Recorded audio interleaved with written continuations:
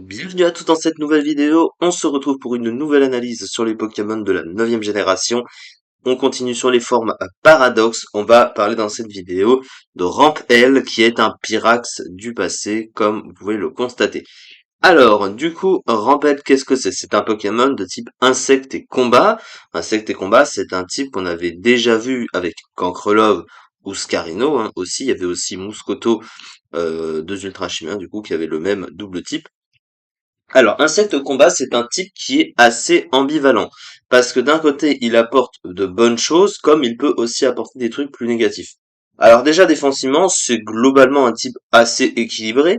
Le problème, en fait, c'est que le type Insecte, c'est un mauvais type en stratégie. Il va apporter des effets négatifs, notamment la double faiblesse au type Vol, hein, puisque le type Combat a aussi une faiblesse au type Vol et le type Insecte aussi. Du coup, ça se cumule et une double faiblesse Vol en stratégie, c'est quand même compliqué. Avec une faiblesse fée, une faiblesse feu, c'est des types très gênants. Le type si peut-être un peu moins, mais c'est quand même présent. Et à côté, t'as quand même des résistances qui sont utiles, hein. La résistance insecte ténèbres, donc une résistance à demi-tour, à sabotage, une résistance combat, une résistance sol, apportée par le type insecte, qui sont deux des trois stabs super efficaces sur le type acier. Donc ça, t'aimes beaucoup avoir ce genre de résistance avec une petite résistance plante bonus. Offensivement, c'est bon et c'est aussi à la fois mauvais, en fait, c'est ça qui est paradoxal, parce que d'un côté, t'as le type combat, en fait, qui est un stab qui est très bon, hein, parce que super efficace sur le type acier, c'est un type offensif très fort, il apporte au type insecte, qui est un mauvais type offensif. Du coup, quand t'as un mauvais type offensif avec un plutôt bon type offensif, ça fait plutôt pas mal. Le problème de insecte et combat, c'est que ça va être résisté par des combinaisons de types de Pokémon assez courantes, hein, notamment le type vol, hein, qui résiste à la fois au type insecte et au type combat. T'as aussi le type poison, hein, qui va résister aux deux. Certains Pokémon de type acier peuvent résister assez bien aussi, mais c'est pas non plus mauvais, hein, parce que vous voyez, 229 résistés, 463 super efficaces. C'est un peu mi-figue mi-raisin. D'un côté, tu vas être super efficace sur des Pokémon où tu as besoin d'avoir du super efficace, et donc la puissance offensive du type combat joue là-dedans. Et à côté, t'as la médiocrité du type insecte offensivement qui joue également, et ce qui fait que t'as quand même pas mal de Pokémon qui résistent au combo de stab. Alors on est en 9e génération, il y a moins de Pokémon, il y a moins de Pokémon qui résistent au combo de stab, mais voilà, c'est pas non plus un type surpuissant à ce niveau-là. Par contre, sur le plan alors déjà le talent, donc il a paléosynthèse, hein, le fameux talent signature défend paradoxe du passé. Donc sous le soleil, ça booste sa meilleure stat offensive ou grâce à un énergie booster, donc sans avoir d'objet à la base, hein, évidemment. Alors c'est vrai que pour un Pokémon de type insecte, se rajouter une faiblesse sous le soleil, c'est vrai que c'est problématique, mais ça donne plus de puissance au Pokémon. Donc finalement, sachant qu'il a notamment accès à une très grosse priorité puissante, hein, qui peut l'être d'autant plus si y a le soleil, mais encore une fois, ça se joue sur une Team forcément. Sinon, vous avez l'énergie booster, mais en général, ce Pokémon va être joué, genre avec, on peut le voir, le banc de joie, parce que c'est un Pokémon très offensif, ou bon, les Protective Pads, ça c'est pour éviter de se prendre les dégâts de gratte, hein, des talents comme Peau dure, etc., les casques bruts. Donc sur des Pokémon défensifs en général. Et vous voyez qu'on l'utilise rarement avec l'énergie booster, mais c'est aussi utilisé dans le cas où tu ne veux pas utiliser le soleil, tout simplement. Et donc du coup, c'est un talent évidemment très pratique, puisque ça lui permet de booster notamment son attaque, hein, sa puissance offensive, et ça évidemment c'est très fort sur ce genre de Pokémon.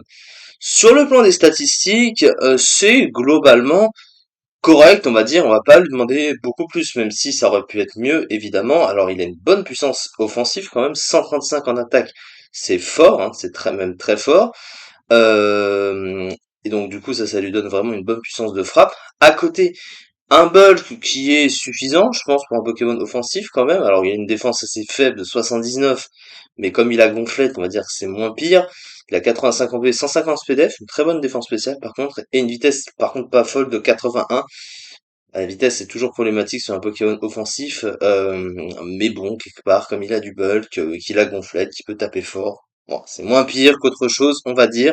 Surtout que il a une bonne priorité, qui est la fameuse priorité escarmouche, hein, 90 de puissance, 135 avec le stab, qui tape fort avec le talent du coup, et éventuellement un banc de choix ou autre chose, donc ça peut faire mal, hein. Évidemment, je rappelle que ça ne fonctionne qu'au premier tour, évidemment.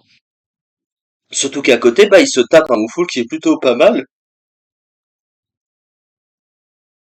Du coup, avec des options offensives qui sont sympathiques, il a demi-tour stabé, il a close combat stabé évidemment, donc gonflette, on en a parlé. Et puis il a des petits moves de coverage assez sympas avec notamment séisme, il a bout de feu aussi, donc il a un gros coverage feu. Body press, bon ça c'est pas vraiment adapté, il a pas une bonne défense.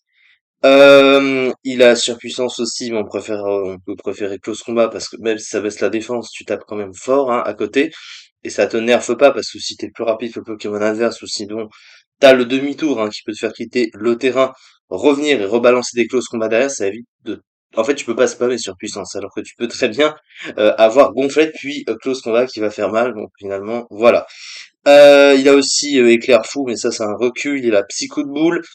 Quelques coverages assez sympathiques quand même, puis il a le petit séisme, un petit bout de feu quand même, donc ça lui fait une combinaison parce que feu sol c'est très très fort comme combo offensif avec le type combat, donc voilà, hein, il n'a pas besoin de grand chose de plus. Le Terra Cristal, évidemment, si on a besoin, défensivement ou offensivement, évidemment.